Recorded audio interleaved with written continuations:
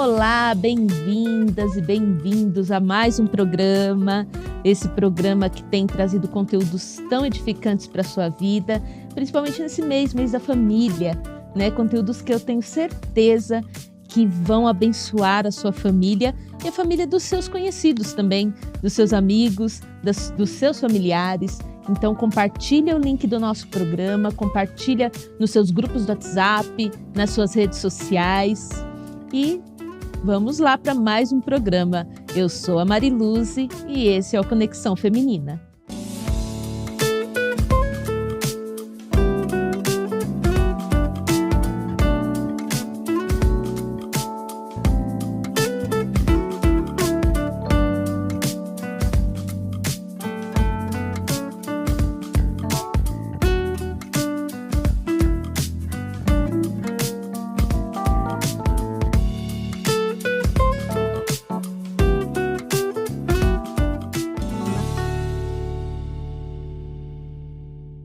E continuando a nossa conversa com a doutora Clarice Ebert, nossa convidada especial que está aqui com a gente. Aliás, se você ainda não assistiu o programa anterior com ela, corre lá e assiste.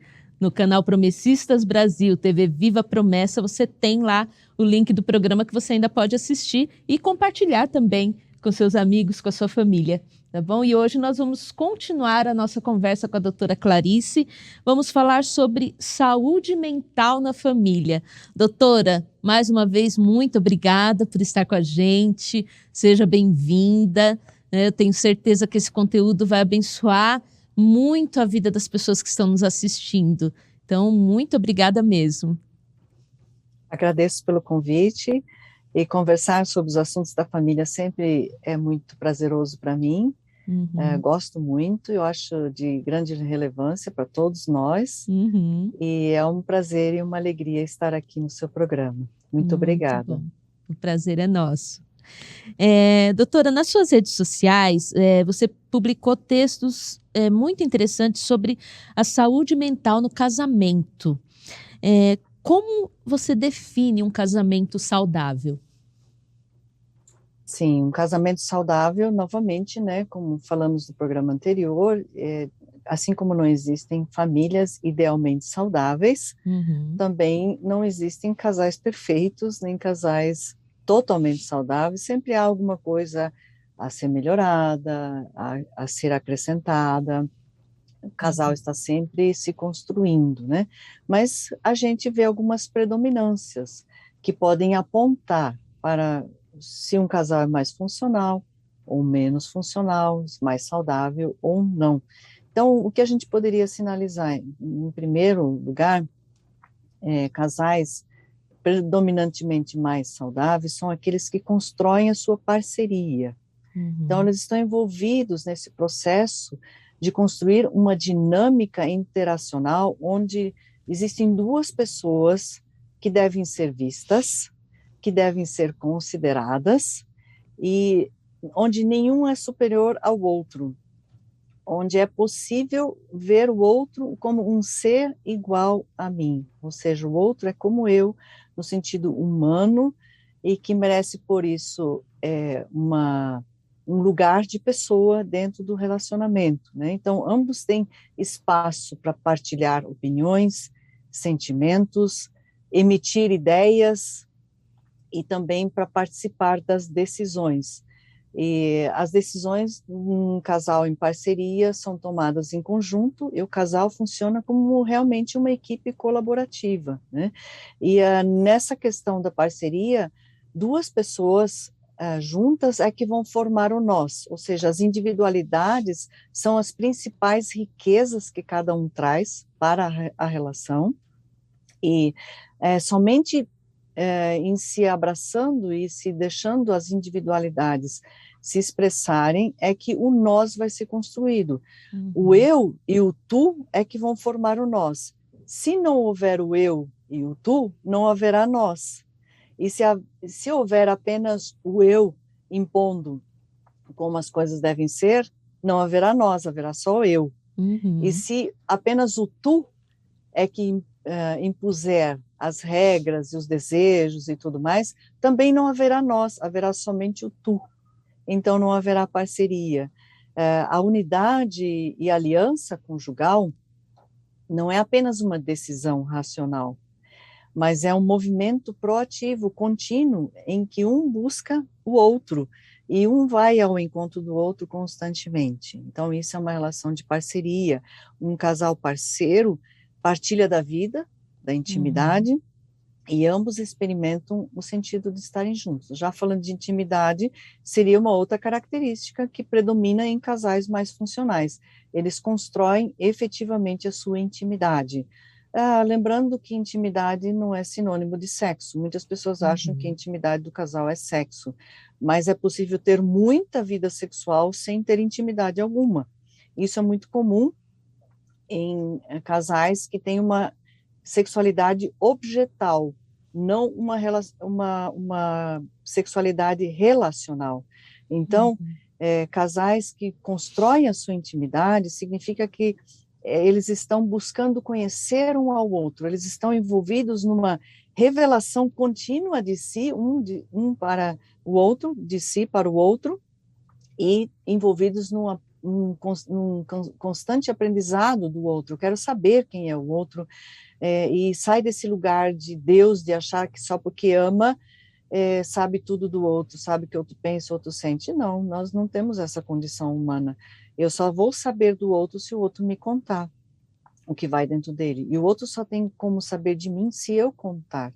Então, casais mais funcionais, mais saudáveis, estão envolvidos nessa construção de contar de si e de ouvir do outro, nessa construção da intimidade, onde ambos vão aprofundando um lugar de relaxamento, de poder ser quem se é perto do outro, sem receios de que o outro vai pisar naquilo que eu sentir ou pensar, mas que o outro vai aceitar. Por isso que a aceitação é uma das principais chaves para um casal aprofundar a sua intimidade. E aí vai ficando tão à vontade na presença um do outro, que esse acaba sendo o melhor lugar para estar no mundo. Estar do lado de alguém onde eu posso ser eu, e à vontade, e acolhida pelo outro, esse é o melhor lugar da Terra, né? Então, o casal mais funcional tem essa dinâmica, e o casal aprende a se tratar com afeto, amor e respeito. Seria outra predominância. Tem afeto, tem muito amor e tem muito respeito. E não é aquela ideia de um ama e o outro só respeita, não. É os dois. Os dois precisam amar e respeitar. Tanto o marido precisa amar e respeitar a sua esposa, como a esposa precisa amar e respeitar o seu marido. Então, os dois estando participantes dessa proposta, acabam sendo mais saudáveis e funcionais em sua relação. E outra coisa que eu acho muito importante é essa harmonização dos estilos e das diferenças que existem dentro de cada pessoa. Então, a ideia não é anular o outro que é diferente de mim, mas é acolher o outro que é diferente de mim e harmonizar essa diferença com a minha diferença. Então, esse é o principal trabalho do casamento.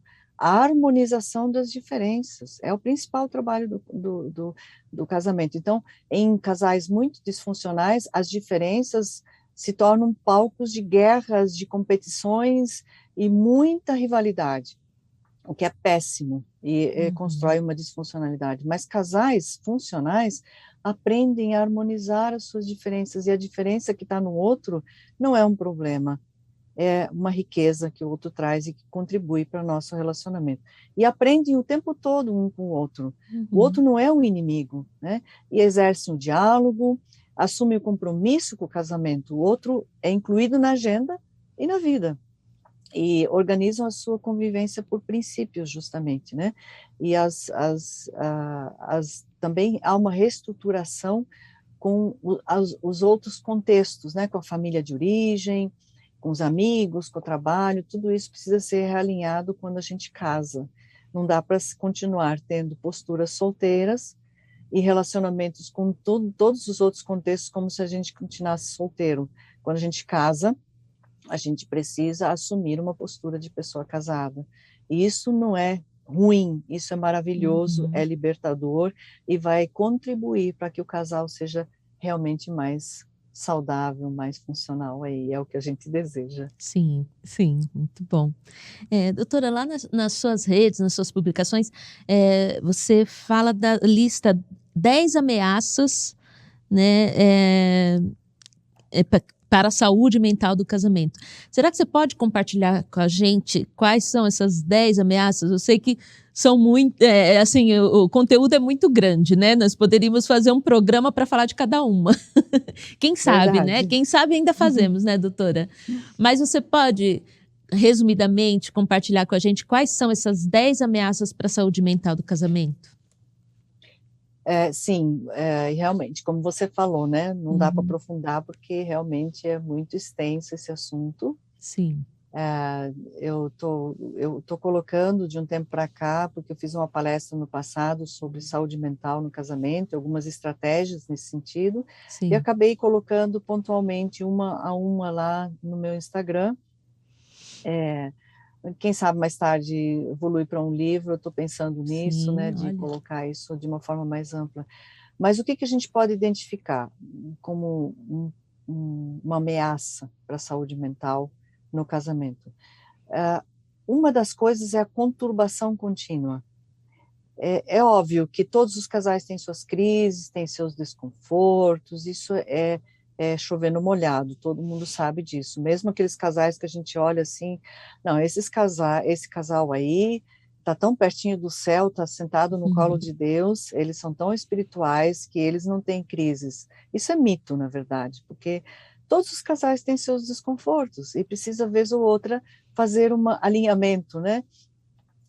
E comunicar ao outro, olha, o jeito que você fala, não gosto, me sinto desconfortável, me ofende, você pode moderar um pouco o seu jeito de falar, ou a sua negligência me incomoda, seu silêncio, enfim, tantas coisas, né, que a gente poderia citar. Agora, um casal que diariamente está em conturbação, está sempre com alguma intriga, alguma briga, um desconforto que gera sofrimento e angústia, a gente diria que aqui esse casal está em ameaça na saúde mental dos envolvidos ali. Então, não é saudável, não é normal estar em conturbação contínua. Se o casal está o tempo inteiro brigando, o tempo inteiro se atritando, tem alguma coisa muito errada que precisa ser vista. Uhum, Outra ameaça é a proatividade unilateral. Quando só tem uma pessoa, é uma das partes do casal, envolvido em proativamente fazer dar certo, querer dar certo, está sempre uhum, resolvendo as questões, está numa carga mental exacerbada, está sempre ali e o outro só está se beneficiando com o trabalho do outro. Então, está ali só recebendo, está ali só sendo servido, ele não se envolve, não assume nenhuma pauta proativa de demonstrar afeto, nem de demonstrar amor, nem participação. Então, uma pessoa apenas assume isso, e isso pode gerar uma sobrecarga muito grande nessa pessoa que assume sozinha essa parte, e pode também afetar a saúde mental aqui, pode se cansar na caminhada, porque sobrecargas cansam com o tempo, uhum, e chega uma hora que pode vir a lona, né? Ou seja, aquela sim, situação tão estressante por longo tempo, segurando todas as pontas, as barras com os filhos, com as crianças, com as coisas da casa, com as contas da casa, etc. E a outra pessoa só usufruindo, acaba gerando uma estafa, né? E uhum, pode gerar ansiedades, pode gerar depressões e ainda outras situações de ordem pior, né? Aí. Outra situação é o narcisismo dentro do casamento. O narcisismo é quando uma das partes só consegue ter amor próprio, não consegue demonstrar amor pela outra pessoa. Ela só consegue se ver, ela não consegue enxergar a outra pessoa. Então, é uma pessoa que tem a tendência de que as suas opiniões sejam validadas, as suas ideias sejam acolhidas, as decisões sejam só feitas por essa pessoa só tem amor por si próprio, o outro é apenas um objeto de interesse para que ele seja feliz o tempo inteiro, ou ela, né, no caso, falando mais da pessoa, genericamente falando, A pessoa narcisista, ela subjuga o outro. Ela tem no outro um servo, um funcionário, ou às vezes uma relação de pai para filho, não tem no outro um parceiro.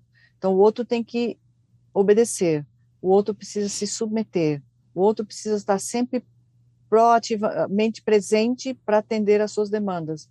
E se tiver um interesse pessoal do outro, isso não é levado em consideração. O outro não é visto. Então, se você vive muito tempo com uma pessoa assim, você acaba tendo um prejuízo na sua própria identidade. Você acaba com o tempo, de repente, não sabendo mais o que gosta, não sabendo mais o que quer, porque tudo é feito sempre no que o outro quer. Então, as férias é no lugar que o outro quer, a compra é feita só como o outro quer, as comidas que nós comemos é sempre visto só o gosto do outro. Então, nada do cônjuge que vive com narcisista vale. E é muito comum haver muitas desqualificações do narcisista para o outro, porque o narcisista ele tem uma necessidade de ser quase que deificado. É como se ele tivesse que ser suprido em tudo pelo outro. Só que é insaciável esse suprimento.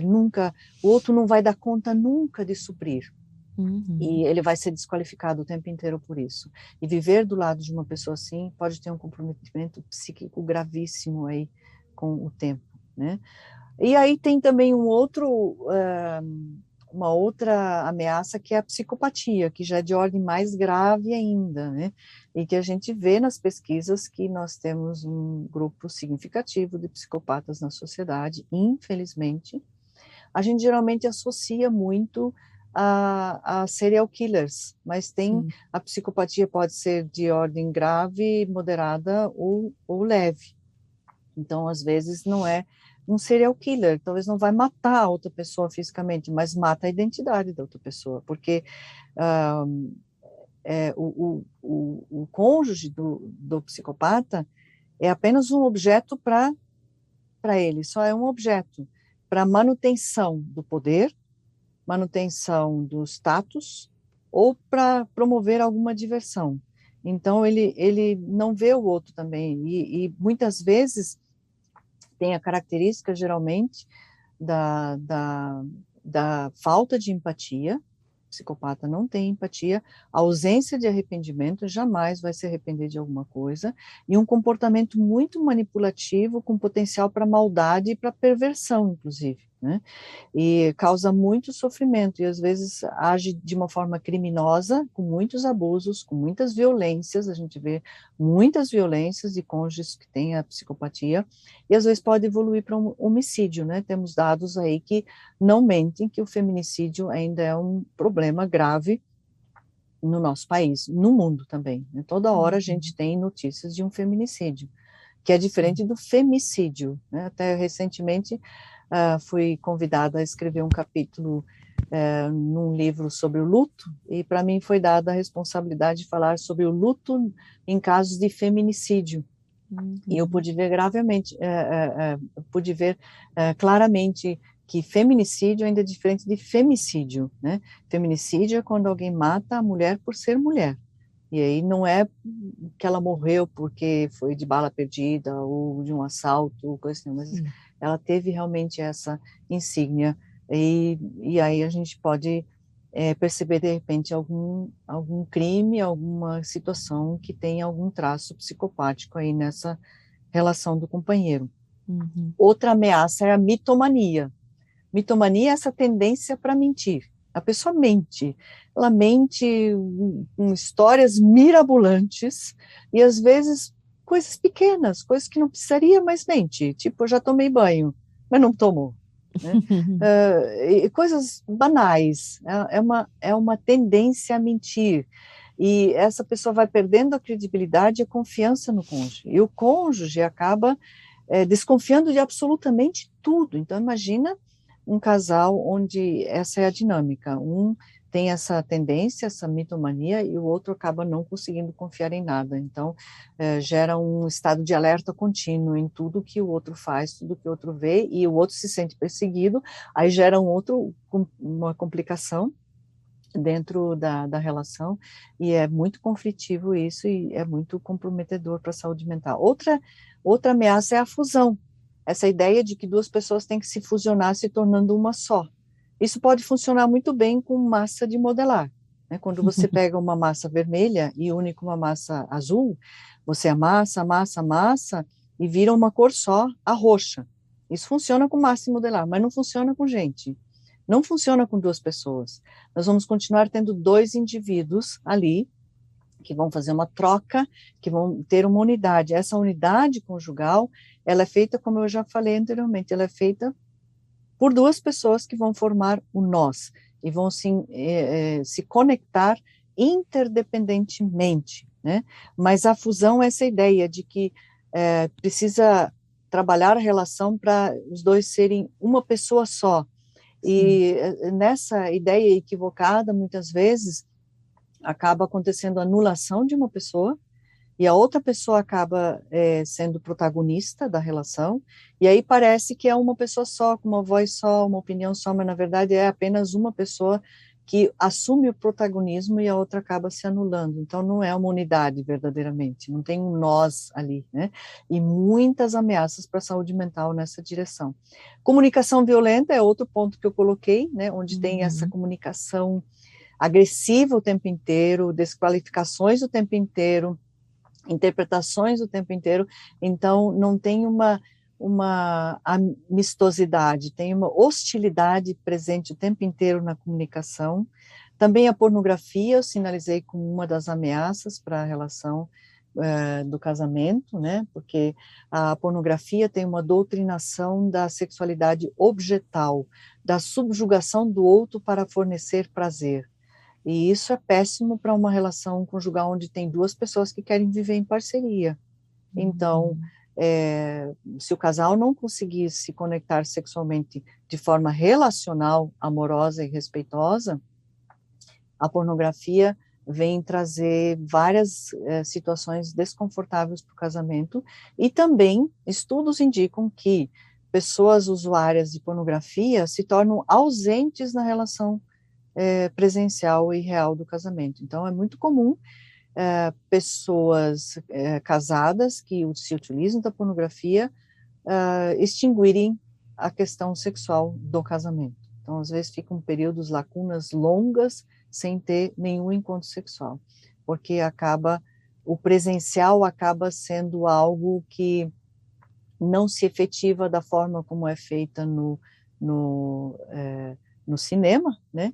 Não é possível, no real não acontece daquela forma, é cinematográfico, aquilo é montado, é montagem, porque na presença no real, na relação real, tem o outro que deve ser levado em consideração. O outro não é só um objeto de uso, de prazer e de busca por um orgasmo. O outro é uma pessoa, e eu preciso saber como é que é para o outro, o que o outro gosta, o que o outro não gosta, e respeitar isso. Isso dá muito trabalho, é mais rápido usar a pornografia, e isso vai trazendo também sérios problemas para a relação conjugal. Outro ponto que eu coloquei foi a traição como uma ameaça para a saúde mental, porque quando acontece um evento da traição, gera uma ruptura na confiança total, e gera muito sofrimento. Então, parece que aquilo que era certo já não é mais certo. E se aquele que traiu não estiver disposto a reparar o dano causado, ou seja, a confiança que foi quebrada, e não levar em consideração o sofrimento causado no outro, ou seja, não tiver empatia por isso, dificilmente o casal vai conseguir superar uma traição. Por outro lado, também, o cônjuge traído, ele precisa de alguma forma se mobilizar para se abrir para o perdão, em algum movimento de perdão.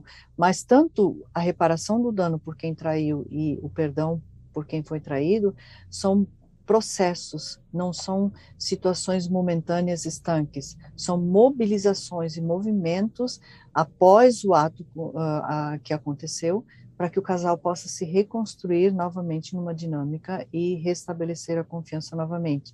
Muitas vezes precisa de ajuda, não consegue fazer isso sozinho, né? E como décima ameaça que eu pautei lá nas redes sociais, é a passividade e a agressividade, que é esse comportamento em que ele é passivo, mas é agressivo. Tá com uma raiva ali, não fala, não grita, mas está rangendo os dentes, ou acaba se recolhendo, não fala por dias, não conversa por dias, né? Então, um comportamento meio birrento que fica na relação. Muito comum acontecer com crianças pequenas, isso, mas acontece também com alguns adultos, que não sabem lidar com alguns limites na relação, acha que o outro tem que estar sempre disponível, quando o outro diz assim, agora não posso, vamos deixar para depois, acaba ficando emburrada no relacionamento.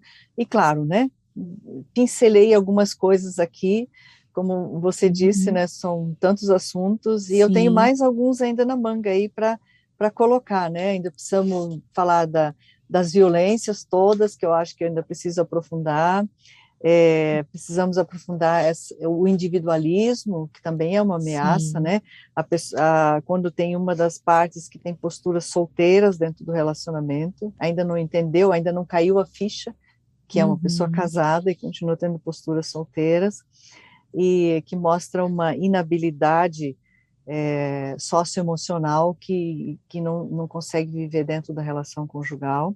Então, são muitos assuntos. Sim. O assunto é longo ainda. Longo e precisaria mesmo se aprofundar, né? Quem sabe a gente faz uma série aí de programas para se aprofundar um pouco mais. Nós tivemos no primeiro programa dessa série de temas da família, nós falamos sobre a comunicação violenta, né? Com a psicóloga Márcia Pereira. Então, se vocês não assistiram ainda, vão lá no nosso canal no YouTube e assistam, que está muito bom. Né? Aí nós falamos um pouquinho mais sobre a comunicação violenta. Ótimo. Né? Então, seria interessante mesmo a gente fazer uma série aí para falar sobre cada um desses pontos que realmente é um aprendizado. Né? Que muitas vezes as famílias podem estar vivendo uma situação assim, mas não sabem o que é, né? Não têm o conhecimento do que se trata e que talvez, né, dê até para resolver, né? Buscar ajuda, né? Buscando ajuda. Né? Aliás, eu queria perguntar agora, inclusive, quais as estratégias que o casal pode adotar para manter a saúde mental no casamento? Né? Talvez até quando identifica algum desses pontos, né, que foram listados aqui. Quais as estratégias que o casal pode adotar para manter a saúde mental?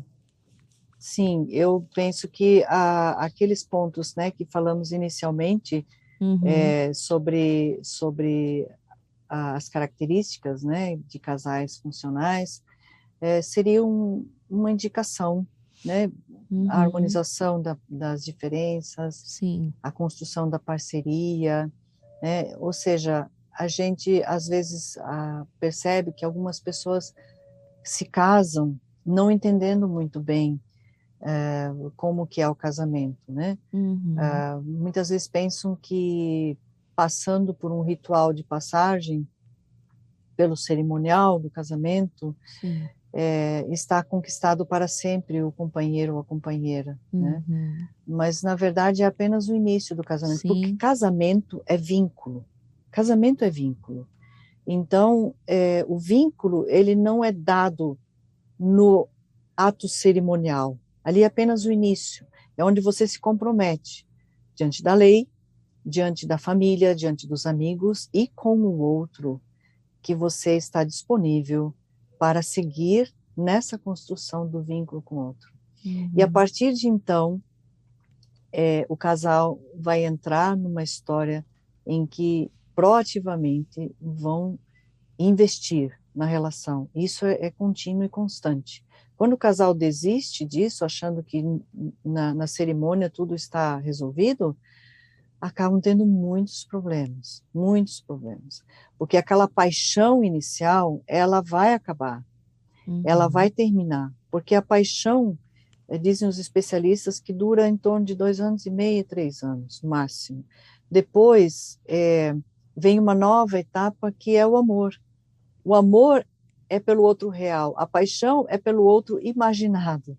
Então, esse tempo do início do casamento é quando a gente conhece o outro real e muitas vezes estranha, não sabia das manias que o outro tinha, não sabia como é que o outro acordava e ia dormir, como o outro come direito, como o outro lida com o dinheiro, são coisas que a gente vai conhecer na intimidade depois do casamento, e às vezes pode pensar assim, nossa, não sabia isso do outro. Esse outro real vai meio que decepcionando, essa realidade se apresenta diferente daquela que a gente imaginou. Ah, e aquela ideia de que o outro iria me fazer feliz o tempo todo, o outro nunca ia brigar comigo, acaba sendo uma decepção, que o outro talvez não tenha as condições de me fazer feliz. Aliás, eu penso que casar nessa expectativa de esperar que o outro me faça feliz é uma expectativa que certamente será frustrada. Porque Uhum. dar ao outro a tarefa de me fazer feliz é uma tarefa que o outro não vai conseguir cumprir. E eu também não vou cumprir. Não vou conseguir cumprir. Porque tem coisas dentro de cada pessoa que não é possível eu assumir a responsabilidade para preencher. Que tem coisas que só Deus preenche. Né? Sim. Sentido de vida, autorrealização, sentir-se pleno, são coisas que o cônjuge é limitado para cumprir essa tarefa. E se eu coloco essa expectativa no outro, certamente haverá muitas frustrações.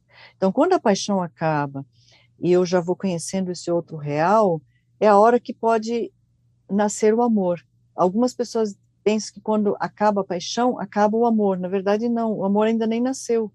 Porque o amor é quando eu decido, agora que eu conheço essa outra pessoa real, eu decido amar essa pessoa real, com atitudes, com gestos, com doações, e ir ao encontro do outro para conhecer o outro, respeitar o outro, amar o outro, e não com a tarefa de fazer o outro feliz, mas com uma postura de facilitação para que o outro siga no seu caminho de uma forma saudável e feliz, que o outro possa encontrar a realização de seus sonhos e desejos, e eu não seja um empecilho, eu não seja uma muralha ameaçando o outro de evoluir.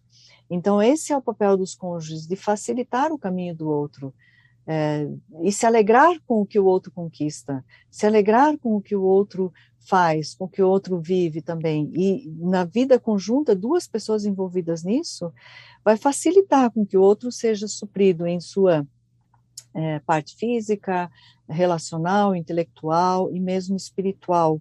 Então, esse é um caminho que facilita estar mais saudável dentro do relacionamento. Muito bom. Doutora, os filhos, parentes, amigos, eles podem contribuir para a saúde mental de um casal? Se podem, como que eles podem fazer isso? Muito, muito, né? Nós Uhum. somos seres relacionais. Sim. Nós estamos sempre numa troca dentro de um grupo familiar, dentro de um grupo de amigos, trabalho e tudo mais.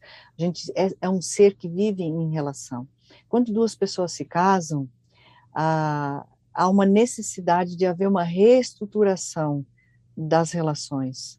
Então, se na infância e na vida adolescente, nosso vínculo principal era com nossos pais, com a nossa família de origem, claro, nós éramos dependentes deles, Uhum. estávamos nesse grupo. Agora, nessa emancipação para a vida adulta, onde uma pessoa se une a outra pessoa para formar um novo núcleo familiar, o vínculo principal não pode mais ser a família de origem. Uhum. Precisa acontecer com essa nova pessoa que eu escolho para andar em parceria de vida. Isso significa que o casal que se casa precisa se mobilizar para esse movimento de se tornar um vínculo principal, e a família de origem precisa abrir mão também, Sim. precisa abrir mão, recuar, né? Se aqueles pais ou aquela mãe querem continuar tendo o lugar de soberania no vínculo com os filhos, como era na infância, como era na vida adolescente, vai ter muitos problemas com esses agregados que chegam, né? E talvez o filho ou a filha não vão conseguir se vincular adequadamente com o outro. Tem um autor que ele fala o seguinte, o Joel Berman, que não é possível se casar com duas pessoas ao mesmo tempo. Duas pessoas ou instâncias ao mesmo tempo. Ele traz essa ideia também de casamento ser vínculo, vínculo principal. Então, se eu estou, entre aspas, vinculado ou, entre aspas, casado com a minha família de origem, dificilmente eu vou conseguir casar com o meu cônjuge, mesmo que eu tenha assinado papel no cartório, mesmo que eu tenha passado pelo rito de passagem do cerimonial do casamento, que tenha feito uma festa linda, maravilhosa, um bolo gigante, um vestido exuberante, uma roupa linda, amigos bonitos e lindas músicas e um ministro religioso muito carismático, o vínculo não vai se formar. A gente precisa reestruturar. Então, o casal precisa se mobilizar para isso, mas a família também. A família precisa recuar e deixar ir esses filhos que se casam. É muito importante, pode contribuir em muito, facilitar em muito esse processo. Sim, muito bom. Bom, doutora, eh, quais os recursos que você poderia indicar, assim, sejam livros, canais, redes sociais, para quem deseja buscar mais maturidade e saúde no relacionamento conjugal, no relacionamento Eu, familiar? eu posso indicar 2 livros de 2 colegas meus. Uhum, Um deles é do Dr. Carlos Tadeu Gribos, que é um livro muito bom, de uhum. fácil leitura, que é Como se livrar de um mau casamento. É muito Olha só. sugestiva a titulação desse livro, né? E Sim. é uma linguagem muito fácil e ele transita no ciclo de vida familiar também ali sobre essa questão de a ideia de se livrar de um mau casamento não é se divorciar, etc., mas é de construir um vínculo significativo, que daí você se livra do mau casamento, né? Você passa a ter um bom casamento, essa é a ideia, Uhum, né? E o outro livro é um livro para noivos, mas que pode ser também lido por casados, que traz muitos conceitos importantes, que é Antes de Casar, mas traz uhum. muitas falas importantes sobre vários aspectos e sempre tem no final de cada capítulo, alguns exercícios que ajudam muito o casal Legal. a se perceber na sua dinâmica. A autora é Leonora Ciribelli.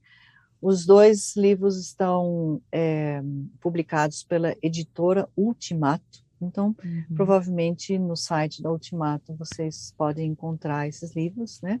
Bom, aí também tem o meu site, né, que tem alguns textos por lá no blog Sementes, como Uhum. também no meu Instagram, onde eu cito essas 10 ameaças, e tem outros textos também que a gente regularmente coloca por lá. Na coluna Vida Familiar do Rick Mais, tem vários textos sobre vida familiar e sobre vida conjugal também. São algumas indicações aí. Muito bom. Bom, doutora, chegamos ao final já da entrevista, né, desse nosso bate-papo tão bom, né, tão rico. Mas antes de encerrar, eu gostaria de fazer umas perguntinhas rápidas com respostas rápidas, né, que nós sempre fazemos com as nossas convidadas para que as pessoas que estão assistindo conheçam um pouquinho mais dela, né? Conheçam um pouquinho mais da Clarice Ebert, não da doutora Clarice, tá bom? Então eu vou fazer essas perguntinhas. Começar com um livro. Um livro que impactou a minha vida foi Uma Viagem ao Coração de Si Mesmo, do Uhum. psiquiatra doutor Carlos Hernandes, é um psiquiatra argentino, um senhor já de mais de 80 anos, e ele escreveu esse livro. Ele é, na verdade, um guia de leitura bíblica. Uhum. Ele dividiu essa leitura em 4 anos para leitura bíblica, né? E esse livro Uhum. me impactou muito nas partes preliminares do guia de leitura bíblica, em que, assim, conectou algo novo dentro de mim em relação à minha relação com o meu devocional particular. Olha, muito bom, ótima dica. Doutora, um hobby. Leitura, leitura, desde criança, desde criança. Se não cuidar, me perco por horas Lendo um livro. na leitura. Passa a noite. Faço, direto, fácil. Muito bom. Um lugar inesquecível. Eu penso que o sítio dos meus avós na minha infância Uhum. foi um lugar inesquecível, muitas histórias, muitas experiências no meio da natureza, os banhos de Uhum. rio, as frutas, são realmente, é um lugar inesquecível para mim. Muito bom. E o seu lugar preferido de oração? gosto muito da natureza, de meditar a natureza. Eu percebo Deus na natureza, no sentido de falar comigo por meio de como a natureza pulsa, né, como ela se refaz. E eu gosto também, eu acho que seriam 2 lugares. Esse é um lugar e o outro é o meu banquinho de oração. Eu tenho um banquinho de oração que me facilita ficar prostrada, de joelhos por um tempo e que facilita a minha meditação, que é um lugar realmente maravilhoso e que eu tenho um lugar de oração preferido aí. Muito bom, doutora. Mais uma vez, muito obrigada. Obrigada por dispor aí um pouquinho do teu tempo, né, para compartilhar com a gente, dividir um pouquinho com a gente de tanto conhecimento.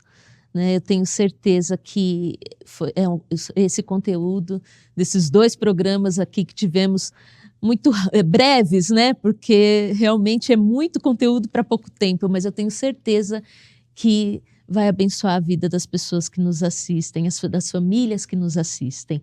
Né? Que Deus continue abençoando aí a sua vida, o seu trabalho, o seu ministério, né? Porque o seu trabalho é um ministério.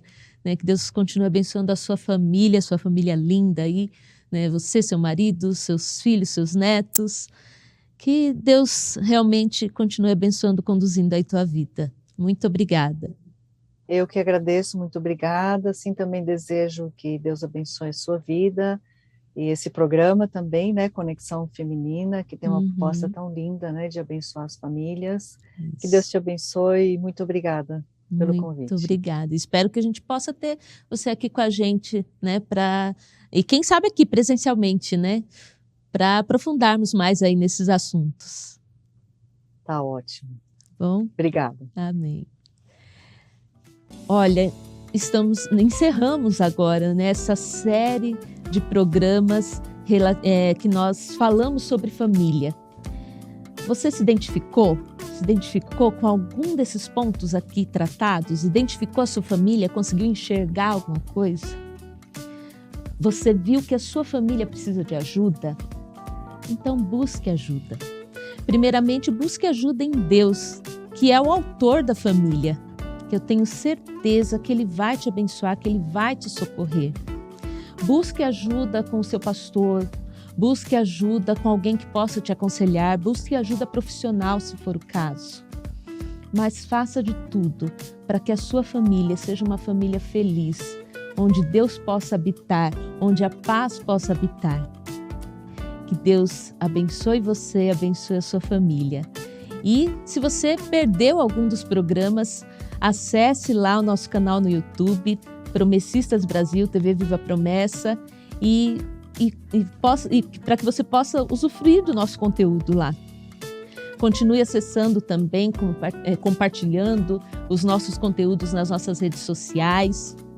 Aliás, assista também a toda a programação da TV Viva Promessa, que você também pode colaborar para manter. Né, entre lá no amigosdamissão.org que você vai saber como que você pode colaborar com a TV Viva Promessa para que mais conteúdos assim cheguem às pessoas e de alguma forma a gente possa levar o amor de Cristo para as pessoas. Adquira também a nossa revista O Clarim. Inclusive na próxima edição nós vamos ter um artigo aí da doutora Clarice. Tem uns artigos muito bons que eu tenho certeza que também vai abençoar a sua vida. Continue conosco, contamos com você. Até a próxima terça. Que Deus abençoe a sua vida, que Deus abençoe a sua família.